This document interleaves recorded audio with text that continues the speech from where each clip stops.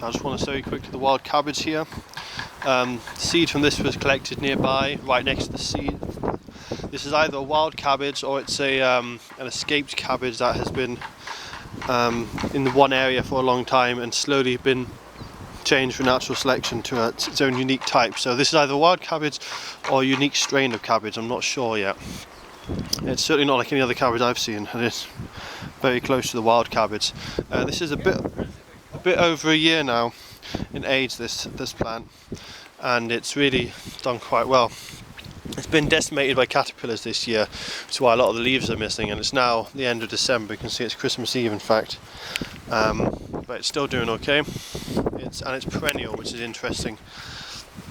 You see here it's already flowered lots. It's actually flowered. This is the second year of flowering. The first year it was just a small plant and it flowered, and then the next year it grew a lot bigger, and then that's when it's flowered this summer. So this is actually a bit over 2 years old now. You can see there's still caterpillars on it.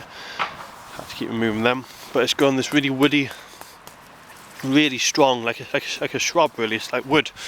It's grown and it's got lots of these little growing points now, so it's become a real perennial plant. Frost hardy, it's survived about -5, it doesn't get too frosty here. It's very windy though, but because it's such a woody stem and it's low growing, it's really held onto the soil well.